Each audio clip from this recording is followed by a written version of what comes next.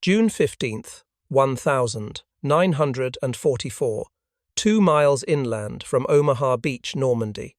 Staff Sergeant Michael Breslin of the 743rd Tank Battalion crouched beside the smoking wreck of what had been, 30 seconds earlier, a fully operational M4A1 Sherman medium tank. The tank was named Thunder Road, and it had been commanded by Lieutenant James Parker, a 4-year-old officer from Michigan who had survived the beach landing 9 days earlier only to die here, in this anonymous Norman field, killed by a weapon he never saw from an enemy he never had a chance to fight. The 88mm anti-tank shell had struck Thunder Road's right front hull at a slight angle, approximately 20 degrees from perpendicular. The shell, travelling at nearly 3,000 feet per second, had punched through the Sherman's frontal armour as if it were cardboard. The 2.5-inch thick steel plate, rolled and hardened in American foundries and supposed to provide protection against most German anti-tank weapons, had failed catastrophically. The shell penetrated cleanly, detonated inside the crew compartment, and killed Parker and his driver instantly.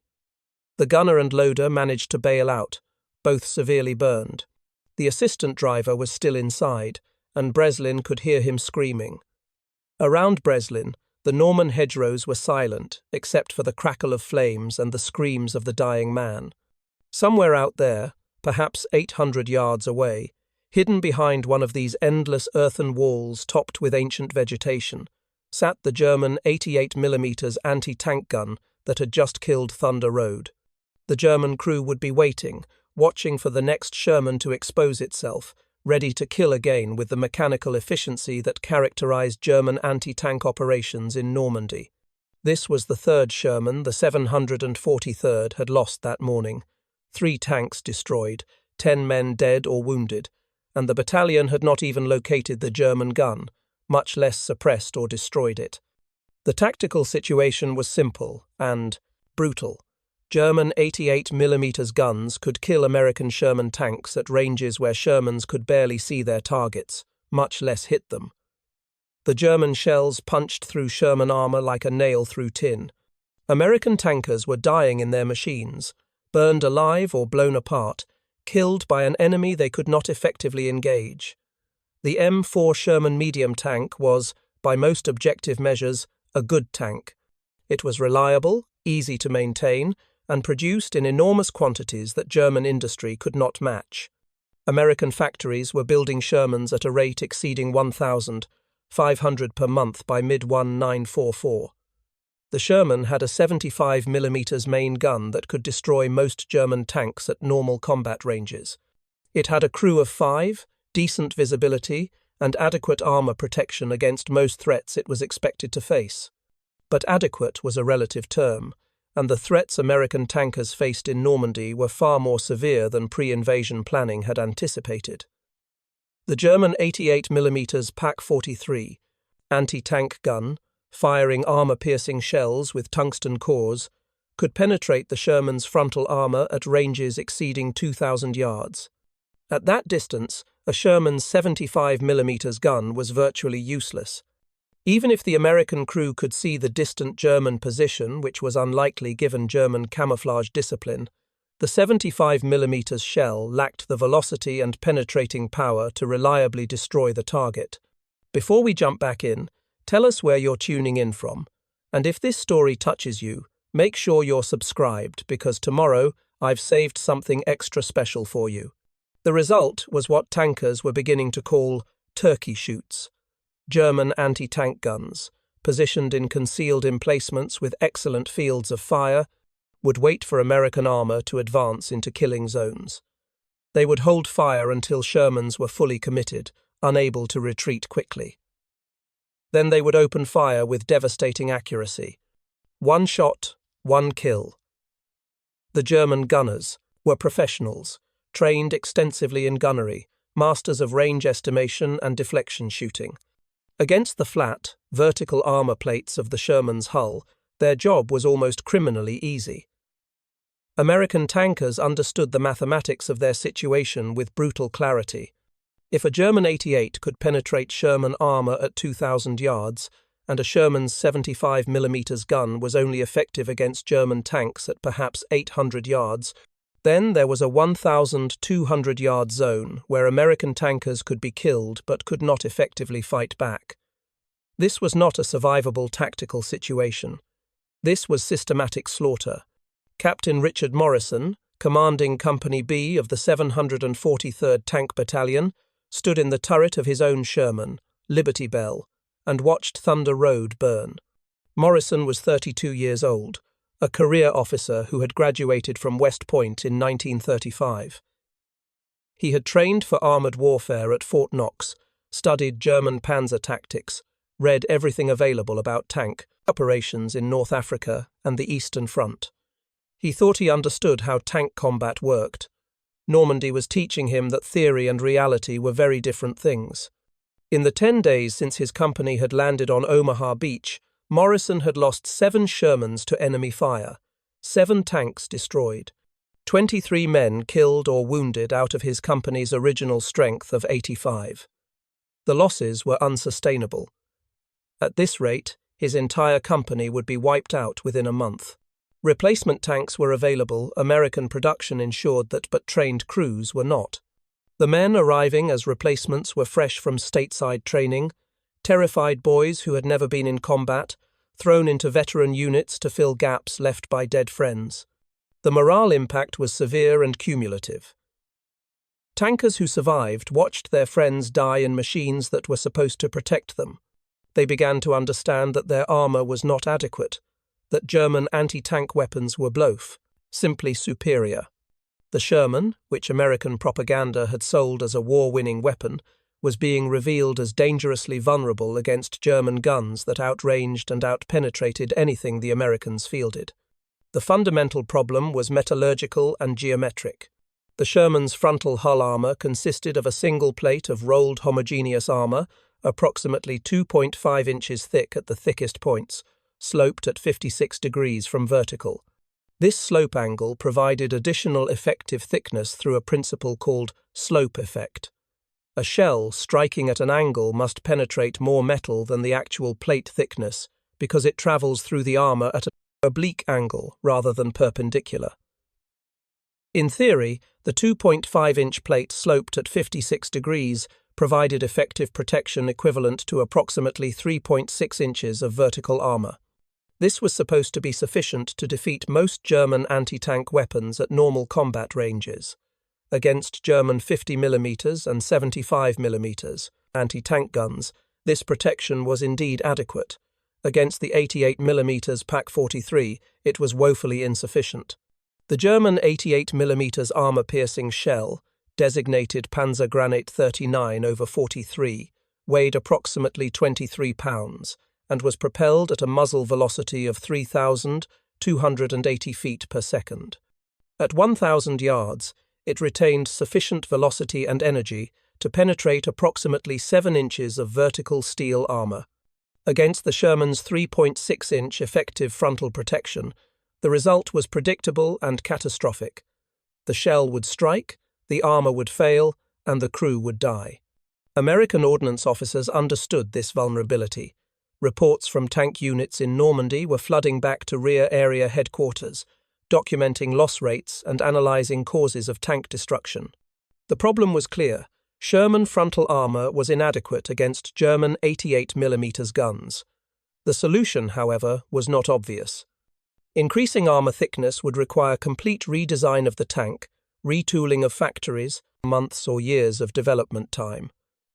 None of this could help the men dying in Normandy right now. The Army's official response was to modify tactics rather than equipment. Tank commanders were instructed to avoid situations where they would be exposed to German 88mm fire at long range. They were told to use terrain for concealment, to coordinate with infantry and artillery for suppression of German anti-tank positions, to avoid advancing across open ground where German gunners had clear fields of fire. These tactics were sound in theory, but often impossible to execute in practice. The Norman terrain, with its endless hedgerows and restricted visibility, made it difficult to identify German positions before they opened fire. Coordinating combined arms operations required time and sophisticated communications that were not always available in fast-moving tactical situations. And sometimes, military necessity simply required tanks to advance across open ground, regardless of the risk. The tankers themselves, desperate for any advantage that might improve their survival odds, began improvising field modifications. Some crews welded additional armor plates to their Sherman's frontal hull, scavenging steel from destroyed German vehicles or from wrecked Allied tanks. These improvised additions provided perhaps an additional inch of protection, which was better than nothing but still insufficient against 88mm penetration. Other crews hung spare track links on the front of their tanks, creating a crude form of spaced armor. The theory was that the track links might detonate shaped charge rounds prematurely, or might cause solid shot to tumble before striking the main armor. In practice, the benefit was minimal. Track links were not thick enough to significantly affect the penetration of 88mm shells, and they added considerable weight to the front of the tank, straining the suspension and reducing mobility. What American tankers needed was not incremental improvements, but a tame, fundamental breakthrough, a way to defeat German 88mm shells without completely redesigning the Sherman tank. The answer would come not from Army ordnance boards or engineering laboratories, but from a 3-4-year-old civilian welder working in a maintenance depot in England. A man who would violate every official welding specification and Army technical manual to create an illegal modification that would save hundreds of American lives. But in mid-June 1944, as Staff Sergeant Breslin watched Thunder Road burn and listened to the screams of the trapped assistant driver, that solution seemed impossibly distant. All Breslin knew was that his friends were dying, that the tanks they trusted were death traps, and that someone, somewhere, needed to figure out how to keep German shells from punching through American armor like it wasn't even there. The assistant driver's screaming stopped. Breslin closed his eyes and tried not to imagine what that silence meant. Around him, the rest of Company B's Shermans sat in defensive positions, waiting for orders, waiting for the German 88 to fire again, waiting for the next man to die. Somewhere behind the hedgerows, German gunners watched through their optical sights, calculated ranges and deflections, and prepared to kill again. The mathematics of steel and velocity favored them completely. And mathematics, in armored warfare, was destiny. June 22, 1944, Remy, Royal Electrical and Mechanical Engineers, Depot, Hazon 4, Southampton, England. Fisher Tate Armory was not a soldier.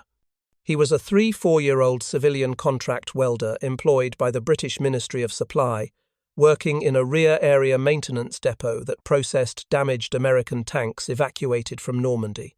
His job was supposed to be simple: repair battle damage, replace destroyed components, test repaired systems, and return serviceable tanks to combat units. It was steady work, reasonably well paid by wartime standards, and far safer than the actual fighting across the English Channel. Tate had been welding since 1928, when he started as an apprentice in a Liverpool shipyard at age 18. He had worked on merchant ships during the Depression, on Royal Navy destroyers in the late 1932s, and on landing craft construction since 1942. He understood steel the way a musician understands instruments intuitively, intimately, with a craftsman's knowledge that came from thousands of hours of practical work rather than formal education. He had learned welding the old way, through apprenticeship, by watching master craftsmen and practicing endlessly until the techniques became second nature.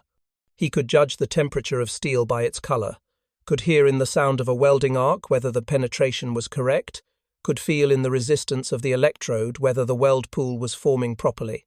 These were skills that couldn't be taught from textbooks. They had to be learned through experience, through years of burning metal and making mistakes and gradually developing the intuitive understanding that separated journeyman welders from true masters of the craft. The Sherman tanks arriving at Depot Hazon 4 told stories written in torn metal and burned paint. Tate would examine each damaged tank carefully before beginning repairs, reading the evidence of how it had been hit, what weapon had caused the damage, how the crew had died or escaped. This examination was not just morbid curiosity. Understanding how tanks were being destroyed helped him prioritize his repair work and taught him about vulnerabilities that official technical manuals never mentioned. What struck him immediately, within days of the first Normandy casualties arriving at the depot, was the consistent pattern of frontal armor failure. Tank after tank showed the same catastrophic damage. 88mm penetrations through the frontal hull, the shells punching clean through and detonating inside.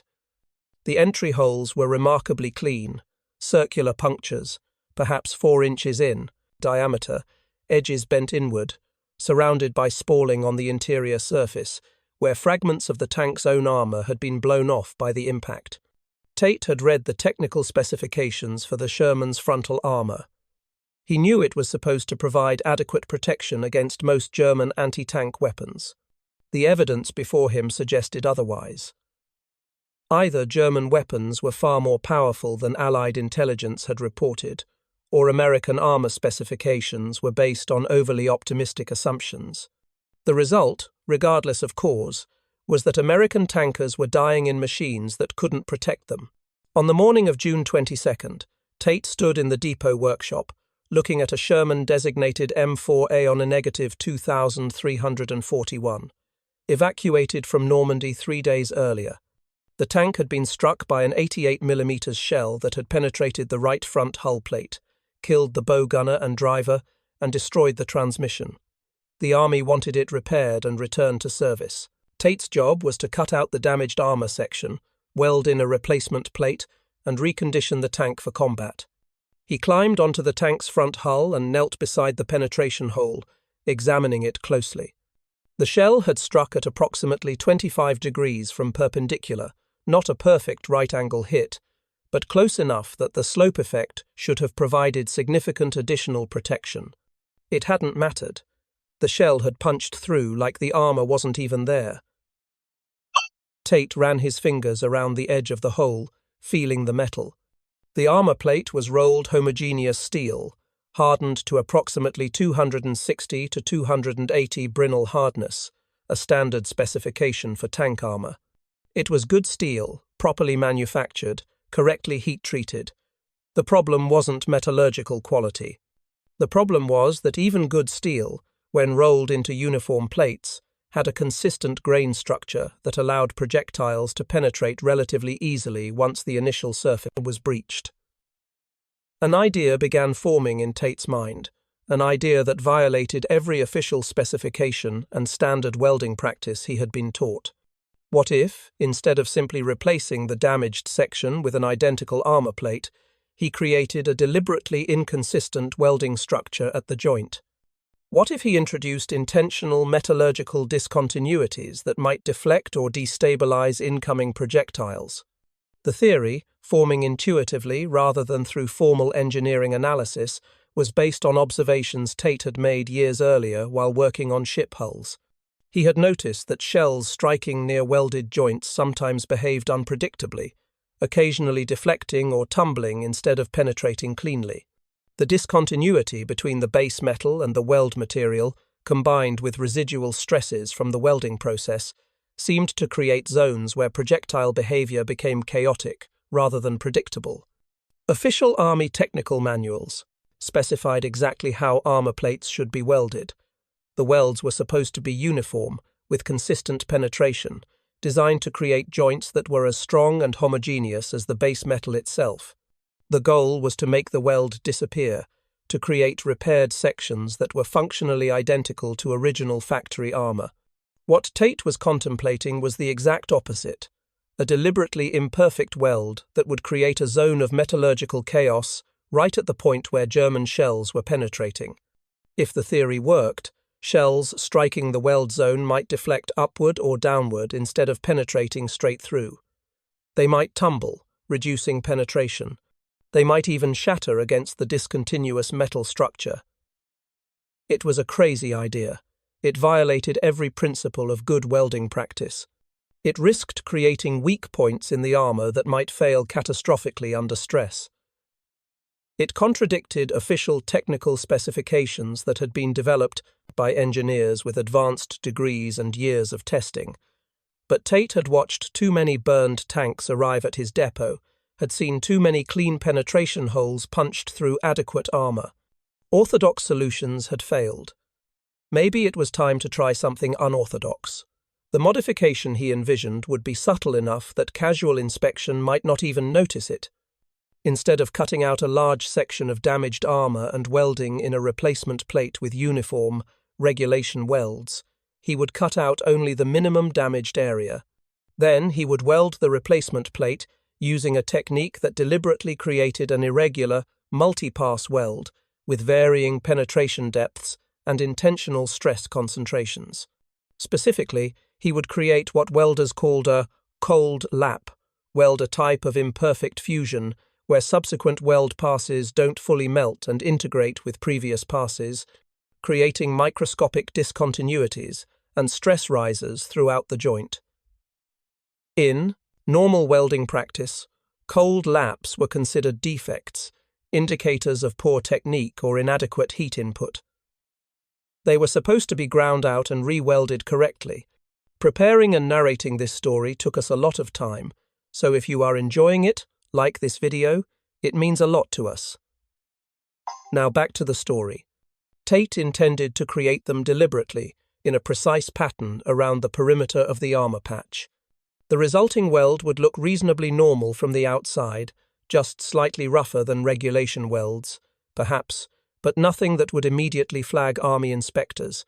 But the internal structure would be a metallurgical nightmare, layers of partially fused metal with varying hardness, residual stress patterns that would affect how projectiles behaved upon impact, discontinuities that might cause shells to deflect rather than penetrate. He understood this was gambling with soldiers' lives. If his theory was wrong, if the modified welds weakened the armor or created unpredictable failure modes, men might die because of his unauthorized experiment.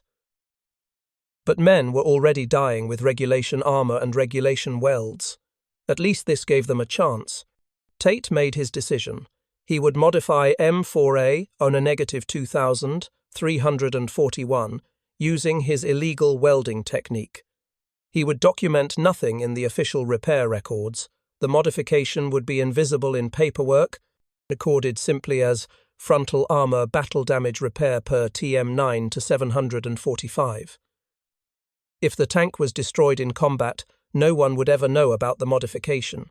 If it survived well, he would need to find a way to track it and determine whether the modification had made any difference.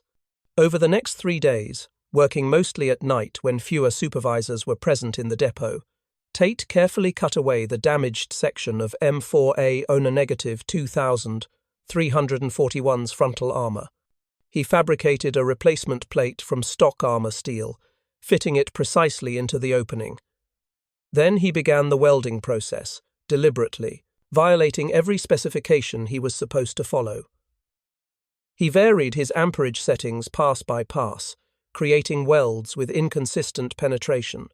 He intentionally allowed some passes to cool before adding the next layer, creating cold laps and incomplete fusion. He adjusted his travel speed to create areas of varying heat input. He used electrode angles that were technically incorrect, creating asymmetric weld beads. The result was a structural mess by every official standard, but exactly what his theory required. The finished repair looked nearly normal from the exterior. The weld beads were slightly rougher than regulation welds, but not enough to fail visual inspection unless an inspector was specifically looking for problems. From inside the tank, the weld appeared adequate, not beautiful, but functional. No one examining the tank casually would suspect that the repair violated every Army technical specification for armor welding. Tate painted over the repair, matching the tank's original color as closely as possible. He completed the other necessary repairs: new transmission, replacement machine gun mounts, fresh periscopes. M4 a -2341 was returned to service on June 26th, 4 days after arriving at the depot, shipped across the channel to a replacement tank park in Normandy, assigned to the 747th Tank Battalion to replace combat losses. Tate made a private note of the tank's serial number in a small notebook he kept in his toolbox. He had no way of tracking what happened to specific tanks once they left his depot, but he would remember M4A owner negative 2341. If the modification worked, if soldiers survived because of his illegal welding, he would never be able to tell anyone. If it failed, if men died because his theory was wrong, he would carry that guilt for the rest of his life. Over the following weeks, as more damaged Shermans arrived at Depot Hashan 4, Tate began quietly incorporating his unauthorized modification into other repairs. Not every tank that would be too obvious, and if something went wrong, it would affect too many vehicles. But perhaps 1 in every 5 or 6 tanks that came through his station received the illegal weld pattern, always documented officially as routine armor repair, never mentioned in inspection reports. He varied the technique slightly from tank to tank, experimenting with different patterns of deliberate imperfection. Some repairs incorporated more cold laps. Others used varying electrode types to create different metallurgical structures. Tate was conducting a scientific experiment without laboratory controls, without formal documentation, without authorization from anyone.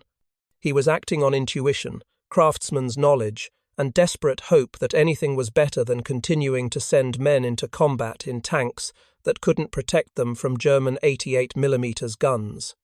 By mid-July 1944, approximately 30 Sherman tanks had left Depot Hassan 4 with Tate's unauthorized armor modifications. They were scattered across multiple American armored units in Normandy, indistinguishable from other Shermans except for the serial numbers in Tate's private notebook and the irregular weld patterns hidden beneath layers of army olive drab paint. 30 experiments in applied metallurgy, driven by one welder's refusal to accept that American tankers had to die in machines that couldn't protect them. Fisher Tate returned to his routine work, welding regulation repairs on most tanks, occasionally incorporating his illegal modifications when he judged the risk was worth taking. He never spoke about what he was doing. He never filed reports or requested authorization. He simply kept working, kept welding, and kept hoping that somewhere in Normandy his unauthorized experiments might save lives that orthodox engineering had failed to protect. July 18th, 1944. 3 miles southeast of Saint-Lô, France. Corporal William Billy Henshaw, gunner in the Sherman tank Boston Strong, commanded by Lieutenant Frank Kozlowski, was tracking a German position through his periscope when the world exploded in noise and violence that his brain couldn't immediately process. Something massive had struck the tank's front hull with a sound like God's hammer hitting an anvil. The entire 33-ton vehicle rocked backward. Henshaw was thrown against his gun sight, splitting his lip. The intercom erupted with shouting. Smoke filled the crew compartment. Henshaw's training took over before conscious thought could paralyze him. Bail out. The tank's been hit. Get out before the ammunition cooks off and kills everyone. His hands were already moving toward the turret hatch release when Lieutenant Kozlowski's voice cut through the chaos on the intercom. Belay that. We're not penetrated. Stay in position. Henshaw froze, his tactical mind catching up with reality. He was alive. The tank had been hit. That massive impact wasn't imagination, but he wasn't dead. The familiar catastrophic sounds of penetration, the distinctive crack of armor failing, the spray of spalling fragments, the screaming of wounded crew were absent. Impossible. German 88mm guns didn't miss at this range. And that impact had definitely been an 88mm hit. Driver, back us up. Gunner, acquire target bearing 145, range 800. Kozlowski's voice was tense but controlled. Somebody tell me what the hell just happened. The driver, Sergeant James Murphy, was already reversing the tank, backing them into the concealment of the hedgerow they'd just emerged from. The loader, Private First Class Antonio Ricci, was staring at the forward hull interior, where spalling damage should have killed the bow gunner. There was nothing, no penetration, no fragments.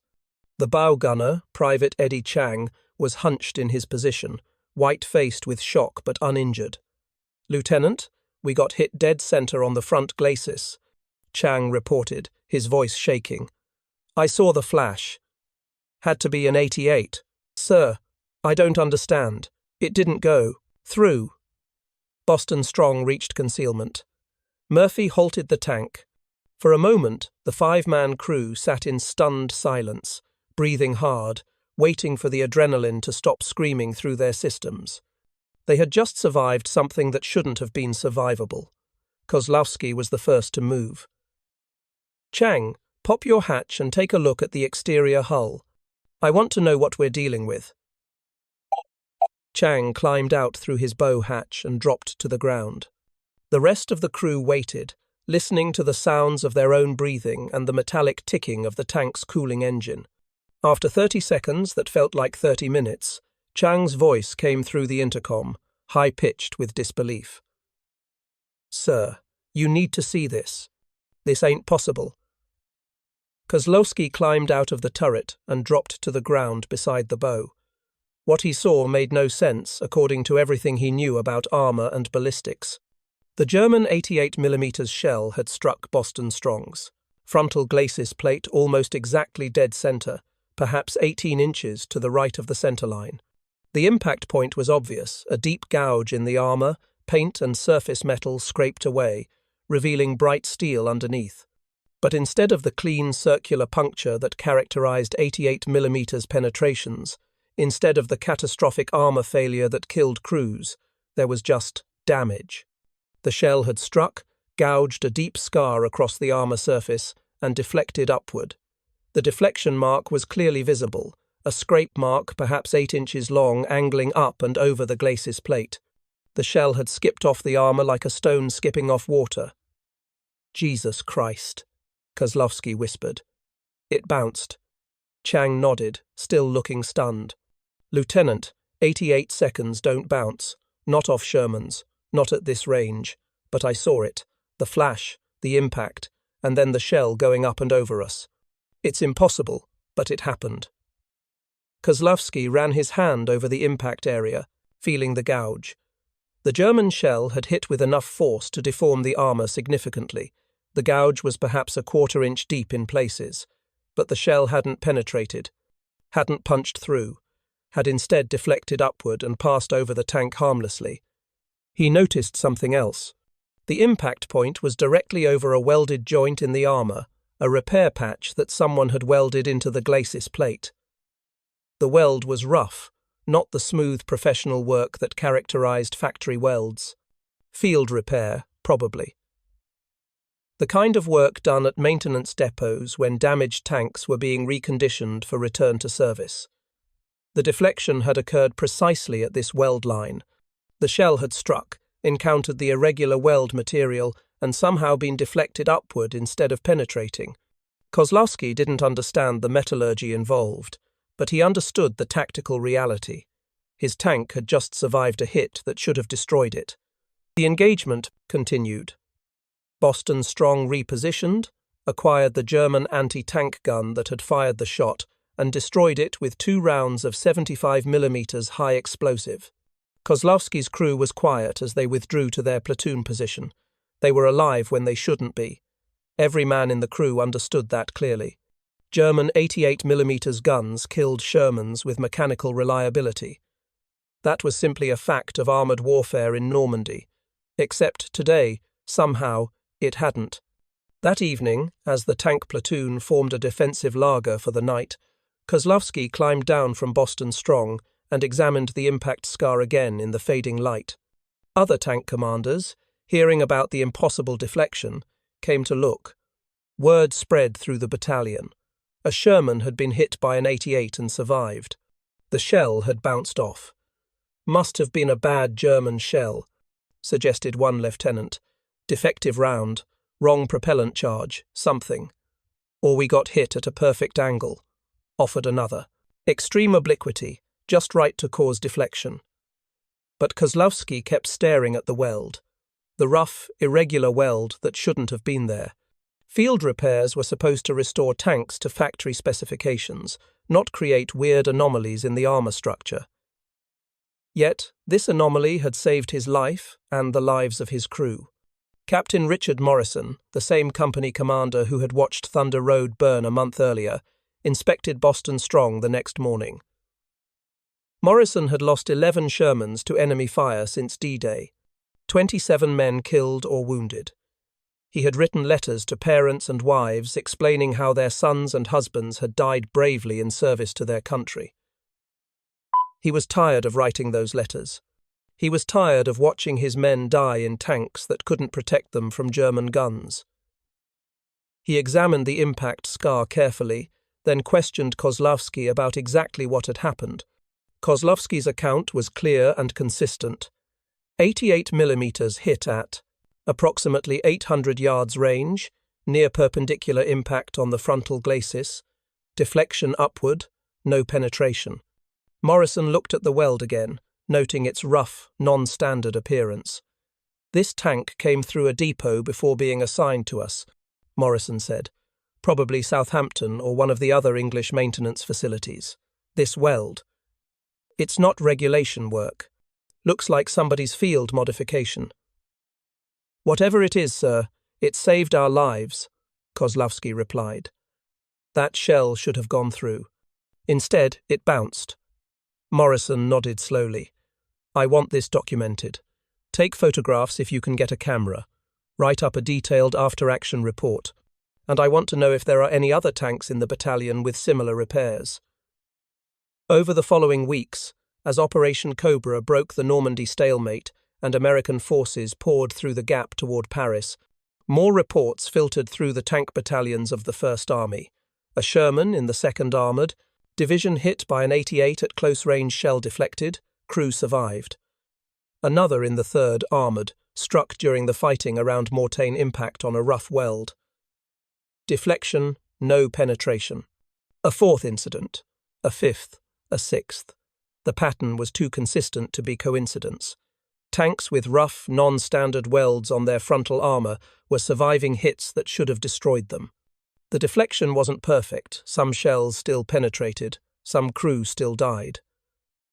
But the survival rate for tanks with these irregular welds was significantly higher than for tanks with standard armour. Army ordnance officers began investigating. They traced several of the surviving tanks back through maintenance records to British Remy Depot No. 14 inches, Southampton. Inspectors were sent to examine the depot's repair practices. What they found initially looked like incompetence. Multiple Shermans repaired with welds that violated every technical specification for armour welding. Cold lapse, incomplete. Fusion, irregular penetration, intentional stress concentrations. Every welding textbook mistake in the catalogue, incorporated systematically into armour repairs. The welder responsible was identified. Fisher Tate, civilian contractor. He was brought in for questioning, expecting to be fired or possibly arrested for sabotaging military equipment. Instead, he found himself in a room with 3 Army Ordnance officers, a British REME technical inspector, and an American metallurgist from the Aberdeen Proving Ground, who had been flown to England specifically to investigate the irregular welds. Tate explained his theory, haltingly at first, then with growing confidence as he realized the officers weren't there to punish him but to understand what he had done. He described the pattern of armour failures he had observed. He explained his hypothesis that metallurgical discontinuities might deflect or destabilize projectiles. He admitted that his modifications violated every regulation, that he had acted without authorization, that he had been conducting unauthorized experiments on combat equipment. The metallurgist from Aberdeen, Dr. Robert Henning, listened carefully, taking notes. When Tate finished, Henning asked technical questions about weld parameters, penetration depths, cooling rates. The conversation shifted from interrogation to technical consultation. By the end of the 2-hour session, Henning was nodding thoughtfully. "Mr. Tate, your theory is metallurgically sound," Henning said. "The irregular weld structure creates zones of varying hardness and residual stress that can affect projectile behavior upon impact. When a hardened steel penetrator strikes a discontinuous target, the projectile can be destabilized. It may yaw, tumble, or deflect, instead of maintaining its trajectory through homogeneous material. You've essentially created a crude form of what we would call heterogeneous armor through welding technique alone. So it works? Tate asked. I'm not crazy? It works, confirmed one of the ordnance officers. We've documented at least 11 cases of 88mm deflections from tanks repaired at your depot. Maybe more that we haven't identified yet. You've saved lives, Mr. Tate. Probably dozens of them. The Army faced a dilemma. Tate's modification clearly improved Sherman's survivability against German 88mm guns, but it also violated every standard engineering practice for armor repair. It couldn't be mass-produced through normal manufacturing channels because it depended on deliberately creating defects that quality control inspectors were trained to reject. It required skilled welders who understood both the theory and the practical technique, and it produced results that were inconsistent. Some deflections worked perfectly, others failed. The solution was pragmatic rather than elegant. Tate was officially reprimanded for violating Army technical specifications, a slap on the wrist for the record. Unofficially, he was promoted to technical supervisor at Depot Hachon-4 and given authorization to train other welders in his technique. The modification was never formally approved or incorporated into official repair manuals. It existed in a grey area between regulation and innovation, neither officially sanctioned nor officially prohibited. By August 1944, approximately 200 Sherman tanks had been repaired using variations of Tate's technique, the irregular welds hidden beneath olive drab paint, invisible to casual inspection, unmentioned in official maintenance records. Post-war analysis by Army ordnance historians attempted to quantify the modification's effectiveness. The statistics were imprecise, battlefield damage reports were often incomplete, and it was difficult to determine which tanks had the modification, but the estimates suggested that Shermans with irregular weld repairs survived frontal 88mm, hits approximately 35–40% more often than tanks with standard armor. 35 to 40%. That didn't sound like much when expressed as a statistic.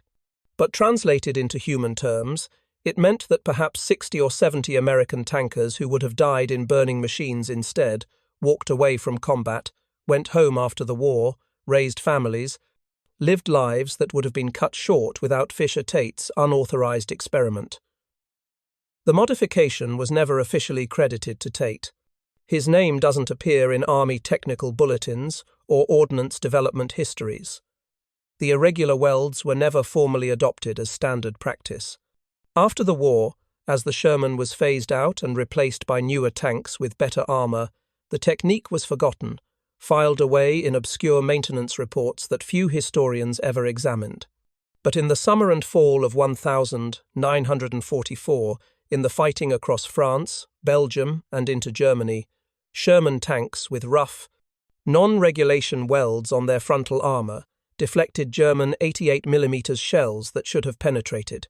Crews survived hits they should not have survived.